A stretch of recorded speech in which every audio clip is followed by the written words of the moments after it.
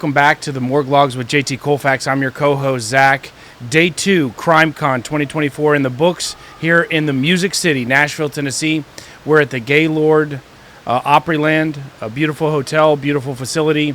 It's a big facility, several thousand rooms, and it takes almost a mile to walk around here, JT. Surely does. I'm going to be crippled before too long. We had amazing speakers today. I got to interact a little bit with Chris Hansen, of course. Chris Hansen of Dateline NBC fame, To Catch a Predator. I've been active a little bit in the predator catching community, the new online version for the folks using social media. And Chris Hansen was very receptive. I was surprised to know that he was receptive to the newish generation of predator catchers. He has previously had a lot of concerns with it, but to me he seemed pretty open to the idea of vigilante citizen journalists. Yeah, I met him like a half an hour before you did on a bridge, one of those bridges out there, and he was very approachable. Always somebody came in up to talk to him, but it wasn't like a line of people or an official thing. He was just mingling. He spoke to me for 3 or 4 minutes, answered some questions. He was very good. He was a much more decent guy to talk to than I would have thought, I must say. But of course, he's very cool with his words. So the big show today was, of course, John Ramsey in the main ballroom with Paula Woodward. Who is Paula Woodward? What is her story and background? What made her? She was a well-known person back in Denver back in the day. She her main type, it kind of freaks me out when she calls herself, oh well, that's the reason I'm an investigative reporter, when she was laughed at a lot. Her reports were widely viewed as she was on the highest rated channel, and people loved to watch it. I've been in jail where one of her reports would come on and people were just laughing hysterically. But the reports were cheap, as in like the bins that they put out at Goodwill distribution centers. And, you know, sometimes you see them just bustling over with clothes and shoes and all that. She would have vans out there and come running up and confronting people, just dead poor looking people, getting themselves a pair of shoes that didn't go through the Goodwill system and they didn't have to pay for them. They're stealing them. But she would make an 8-minute story out of that. She also did something about city waste, city workers' waste, but she'd pick the lowest hanging fruit possible. She followed a garbage bin around, and if somebody gets out of the truck and goes in for something at a 7-Eleven, but then runs into a friend, and they can film him talking away for 11 minutes when he should be working. That goes on the biggest newscast in Denver. That's Paula Woodward for you. By the way, the sanitation department workers did load up several trucks full of garbage and dump it on her lawn. So I doubt she did any more garbage truck worker stories. But she's not. Her investigative journalism was sort of chintzy and cheap and kind of stupid. I watched her all the time, and I do not remember her being needed for somebody shot Reagan, get Paula Woodward on it. No. It was cheap following people that are just doing next to nothing. Oh, stealing a grocery cart from the store or something, rolling it off the lot. Right. Stuff like that, just terrible. So we had this interesting dynamic between Paula Woodward and John Ramsey. Colfax, it almost seemed as though there's this Ramsey protection force at play at CrimeCon, in which all of the investigative journalists and the institutions and even the crowd is very, very guest speakers are very protective of any accusation, any questions. If you even look at the Ramsey, John Ramsey the wrong way, and Paula Woodward is part of that, in which she's seemingly very concerned about any she's made a conclusion that John Ramsey, Patsy Ramsey, and the parents had nothing to do with Jonbenet's death. And she's made this conclusion, and they have all gathered around that. Do you sense that as well? Yeah. There were several interesting, weird things that happened today. One explosively weird. It should actually be in the news. Which, well, let's go ahead and do that one first. Was that in the long, detailed saga of the case, a huge problem has always been the 3-page ransom note that had no folds in it, and for that and other reasons has been proven to have been written in the house, which a lot of people... Well, real quick, you said it's been a big problem. It's been a big problem for investigators, or it's been a big problem for tamping down that the Ramseys had anything to do with... Both.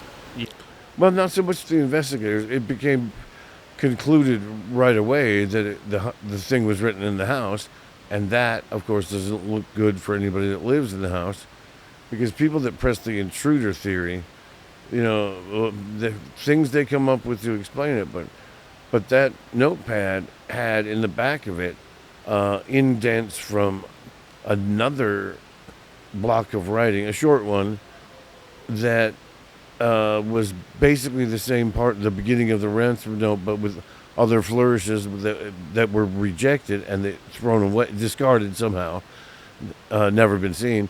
But the indent is there, and they were able to make it out.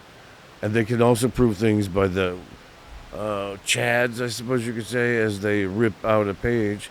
So that page was gone, but on the ransom note that was stayed there, they could prove that ransom note belonged to this pad that was there, and that everybody, including John Ramsey, identified, that's Patsy's pad. And so Paula Woodward came up today with the first time I've ever heard this one. The interviewer was really quite good. He was excellent. So Payne Lindsey, he's a Georgia podcaster and filmmaker, did an excellent job. He's actually the first person I've seen in this entire convention not even question the narrative that it was an intruder, just question the narrative in general and trying to get some answers from John Ramsey. And he kind of pressed him a little bit, which was fascinating to watch. And you had Paula Woodward in the middle between the two of them, and they were having a conversation with each other. And we can agree that Paula Woodward did a terrible job as a moderator. She hardly ever... Very bad. But the only time she interjected or got into the conversation about an hour long was like 3 times. And you tell us about this time where she interjects when it comes up with the Ramsey note and how an intruder wrote the Ramsey note altogether. Paula Woodward, therefore, postulated that an intruder had been stalking the house for days or weeks and took the pad, the yellow legal pad, out of the house, wrote this note, and then came in on Christmas, no doubt, and hid in the house until they all got back from a Christmas party, and then did the horrible deed and left the note there and put the pad back on the kitchen counter or wherever it came from. This is so colossally reaching for a conclusion on their side that it doesn't border on ridiculous. It is ridiculous. And there's so many people that want to believe the intruder theory and everything. And, of course, so many people believe that Ramseys did it or Patsy did it. But come on. To try and come up with some creeping, crawling guy enters a house like that, very nice, big house. No matter how rich or not they were, they always bring down their idea they're that wealthy, but just look at the house. And so if you're made the step of getting in there, wouldn't you be rummaging around for, like, maybe they keep a pile of money up here somewhere in a drawer? Wouldn't you be looking everywhere? It's crazy. No, I'm going to steal a yellow legal pad. I mean, you really get the sense here. If I've never been here before, I really haven't studied the Ramsey case as much as you have, but it almost seems like there's this whole Ramsey shield that this grift, and I don't want to call it a grift, but this, people want to like John Ramsey, and John Ramsey wants to like people, and there's almost this manipulation that's going on. It's a big manipulation about unable to question, unable to discuss. There's taboo topics. There's taboo things to say. And Payne did an excellent job at going in. And at the end of it, a number of people around us were also saying, he's hiding something. They're hiding something. And they said they're hiding something, referring to Paula Woodward as well, who's in on this. Well, when I was sitting in that auditorium, I was thinking of one of the, a couple of the major Ramsey detectives when they arrested me, Steve Thomas and Ron Gossage. When the Ramseys went on Larry King, they had Steve Thomas on there. By that time, he'd resigned from the police department and put out a book. And he's the only person in the history of the Ramsey case that, in a meaningful way, sitting there on national TV, went, "Patsy, I think you're good for it." Staring right at her, just sitting across the news desk from him. So that was electrifying. Huge news all over the country when that happened. And the thing is, if somebody had come up, there was supposed to be an open mic, and it stood there in the aisle, empty, and they didn't get a chance to invite people to come up to it somehow. But if somebody had come up in the most decent way and went, "Mr. Ramsey, with all due respect," like just totally even keel, "with all due respect, I believe the murder happened in your family, and I believe most likely they would say that Patsy did it and you helped cover it up." If they'd have just said that, as in that's their opinion, and there's so many that have that, I think they would have run the risk of perhaps being asked to leave. Or they certainly would have got removed to pieces. Oh, I agree with you. It's really the idea of having a free and open dialogue, and it's so strange that, here's the hard part. I came away with liking John Ramsey. The man is a very, he's not even, he just seems down to earth, very friendly. He doesn't get hostile. Even when Payne was pressing him, he took the questions methodically. There was some hiding and manipulation that happened, but he never really lost his cool. I've come into this with the idea that, the parents did have something to do with their daughter's death, and then John Ramsey, at the very least, helped his wife hide it and cover it up. But I came away with this, here's the hard part, of liking the man. I actually came away with liking the guy. I felt exactly that way. I almost wanted to cry when I met him, but then during these panels, it's like, he's so polished and everything, but you'd hear these little things, it's just like, ding. Here's like the littlest tiny thing, like little complaint, like, the Wi-Fi's bad here and stuff like that. They're complaining about. You live.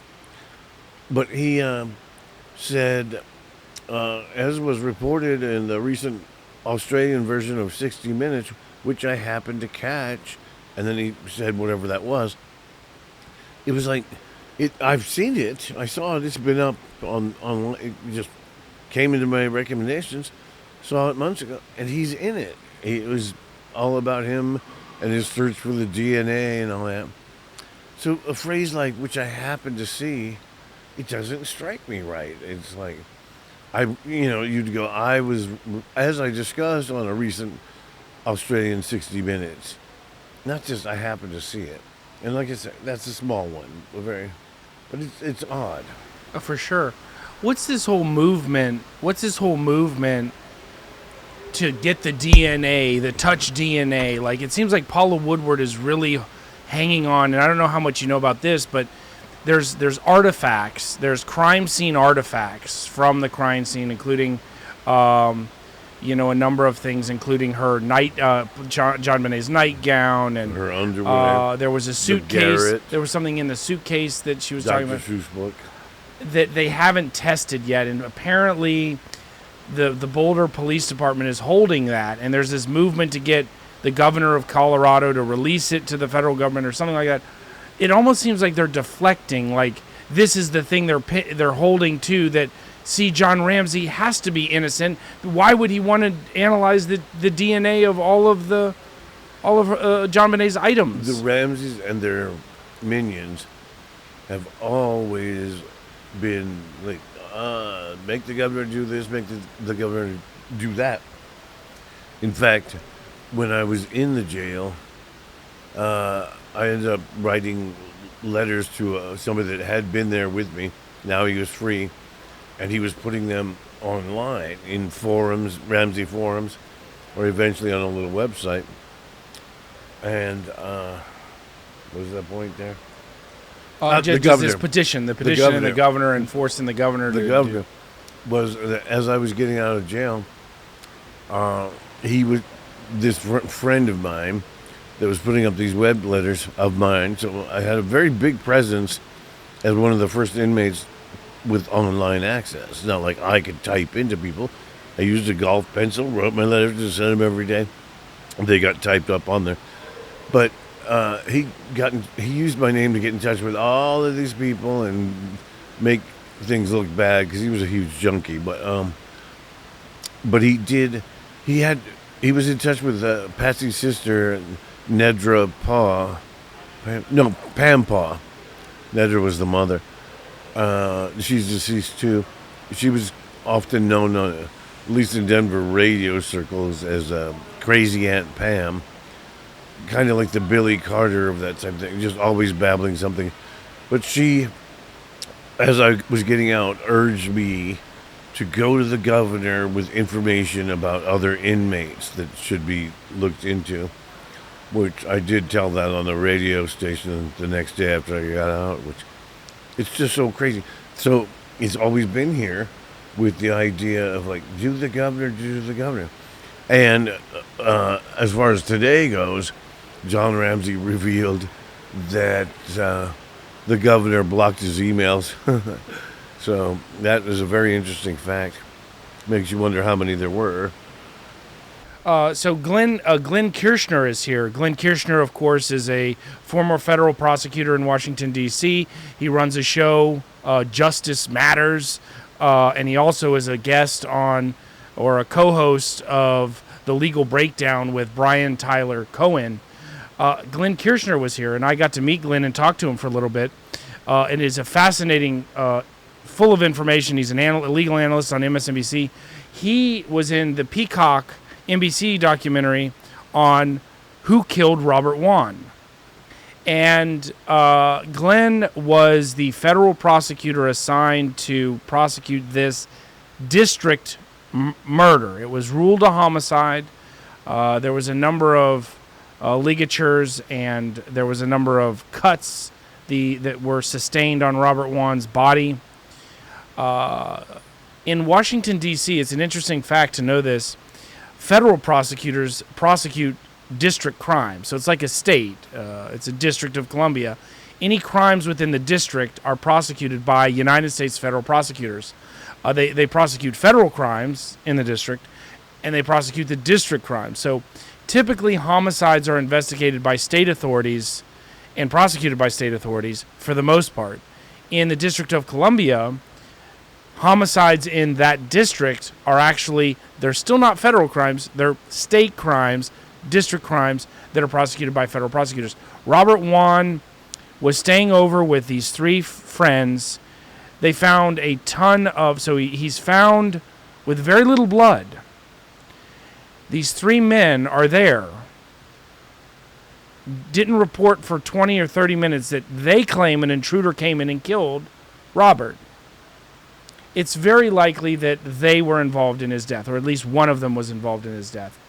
Glenn prosecuted the case, took it to a grand jury. They indicted the three of them, but they couldn't indict them for murder because they didn't have the evidence for the murder. Now, there was a lot of circumstantial evidence. BDSM. A lot of BDSM tools and supplies were found, including ball gags and dildos, anal plugs, gas masks, lockable masks, all kinds of things that anyone would use in a very, very kinky but legal sexual environment. So are you saying I should suddenly now, after hearing that, turn, like religious and hateful? That's what I'm saying, yes. That's what Glenn wanted us to. That's what he tried to get the judge. Interestingly enough, the case goes to a judge. These 3 defendants did not request a jury, probably because they didn't want the discrimination of being judged because they were homosexuals, and they chose a judge, and what a wise decision it was. The judge said, it is not believable that this happened by an intruder, but the evidence is not there to convict you. I acquitted them all. So we're on this, who murdered Robert Wone. Great discussion today by Glenn Kirschner, and I got to talk to him about his show, and he's a really interesting guy and full of information. So that was that.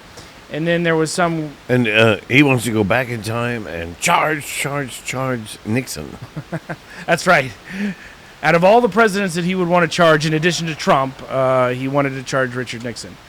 Other than that, there are a lot of complaints on Facebook and on Twitter of this convention. Legions of them. People are not happy with the lines. People are not happy with the crowds. The signage, it's like hard to find your... it's a half mile or more. No, it's a mile. Staying inside, like you're always mostly inside, even though there's that sky roof. It's not open to the sky, so, there's many pavilions like this, all connected together, and then the whole convention area. And you would think there would be things that would make it a little more clear, clearest, or something that says the easiest way to go. And as far as, if you're having trouble on the stairs or something, there's a lot of them. I mean, there's just never not. But the beautiful waterfall, there's the falls where we had a drink at the falls restaurant. You've been eating it. There's a little cafe, a little island around with water. I mean, this is a really cool event venue, but there's a lot of problems with some of the organizational aspects of CrimeCon. I think they oversold it for sure. And but you cannot complain about the guests, the quality of the guests, the information coming out, and they have a ton of vendors. We were at Podcast Row. We got to see some up-and-coming podcasters. There are tons of great true crime podcasts that we're going to check out after this. We shouldn't say that because stay away, because everybody is so friendly. It's so worth it, and then therefore I'm making a commercial for it. And I don't want you to be there. It's like being in the airport in most places you go, just like dodging people and all that. But when you get to some place, like the smoking area or something like that, and there's 5 people, it's always like a very nice and fulfilling conversation. Colfax, you had a big incident today. We have not seen these before, but you got a mystery note from someone. Right? Well, wait, can you see the people in there? Right when we were talking to Chris Hansen, or just after. A lady walks up. A lady walks up randomly to Colfax and pats him on the shoulder. Tap, tap, tap, tap. I didn't think it. She says, a lady told me to give you this. Mystery Inc. I guess that's some sort of mystery note passing with a message. MERP. MERP, MERP, MERP. What is MERP, and who do you think that could be? This has to be somebody that is here and knows who I am. I take it kind of friendly, but you never know. From a panel community that I really want to get out of. I just want to watch the fiery end of it. And when I used to go on those panels a lot, I used to steal somebody else's content by just holding my phone, looking at my laptop. And I'd show where this guy goes live all the time and it's just animated with kind of like one of those birds that drinks water out of a glass, those fake ones. And it just goes kind of EDM music, like merp, merp, merp, merp, merp, merp, merp, as it's drinking. So I played it in the community several times, and it became like a little background thing that, you know, you get to the type, and people are like merping, merp, you know, and I'd be like merp to you too. So it was just a community joke in the pet catching community, and it came and went. I don't think anybody said that in months, and then somebody here sent somebody to give me the word MERP, M-E-R-P. But it's too bad because, you know, we have been in that community, and we've caught Preds, and it'd be so nice, like, why didn't you come over and say hello? Huh? And that's what, there's almost like 3 or 4 events that have to deal with, you know, obviously Chris Hansen's here, but even tomorrow there's going to be a psychologist to talk about the sort of the psychology of online predators. There was a sextortion event that talked about that. That's the one that you went to with Chris Hansen, in which he was talking about the rise in adults and minors, children, being sextorted once they are sort of intimidated and shamed to turn over nude and sort of sexting photographs. Some of them, in fact, have killed themselves, which is very, very sad. And it's something that all parents should educate their kids about. Believe me, anything that you do online, it's not worth your life. And even if you do something that you regret and shouldn't have done and you're ashamed of it, talk with your parents, talk with your family members. Don't be ashamed of it. Just let it ride. But a lot of people internalize it, JT, and some children have in fact killed themselves, which is pretty sad. So we learned about that. So there's a big sort of how to, you know, again, being watching out online and the things that go on online. You got to be careful. You got to protect yourself as an adult. You got to protect your kids as a parent. Or just destroy yourself, like me. But live. Overall, it's a fascinating day 2 is in the books. If you do have an opportunity to come to CrimeCon, it is a really, really good event. I think that the logistics need to improve a little bit. I think that a lot of people complaining for various things. They nickel and dime you $40 to park. The Wi-Fi sucks. You know, $80 to have a drink at the falls. But the scenery cannot be beaten. The workers are fantastic. And then the CrimeCon people that came from all over, some of them came from England and things like that, are all very, very friendly. It's worth it. And there's actually going to be a CrimeCon in the UK in September. Did you hear about that? I think they've done it before. I hear it's much smaller than these. A very small event, but you know, I think that this event is outgrown. I think they need to probably do 2 of these a year instead of one big one, because there are just a ton of things that you can do. You can investigate a crime scene. You can all just going around to all the podcasts and learning all the podcasts, buying merchandise, and they're running like 3 or 4 different sessions at one time. So there's so many people to listen to, and there's not a lot of time to do it. So if they did these twice a year, I think it would be better. But this is a jam-packed 3-day weekend. I don't know. Why don't they just do like Woodstock with, you know, where that concert was happening suddenly became the 3rd most populous city in a field in all of New York. Why don't we just like lop a bunch of heads off for 3 days, get the worst criminals there are out there, and watch the heads roll. Let the good times roll. My friend, thank you. Day 2's in the books, and get some rest, and we will see you for day 3, the final day. We'll be back here with some more videos on what happened on day 3, and it should be interesting. We're going to have Chris Hansen again. There's going to be another presentation by there's some sheriffs and some other good presenters tomorrow. I look forward to it, and we'll see what day 3 has in store for us, JT. I'm going to take my pills and hope to be more rested for tomorrow, because it's mind-blowing, but it's tiring. So that's it. Check us out. Again, here we are, the Morgue Logs with JT Colfax. I'm your co-host. Merp, merp, merp, merp, merp, merp, merp.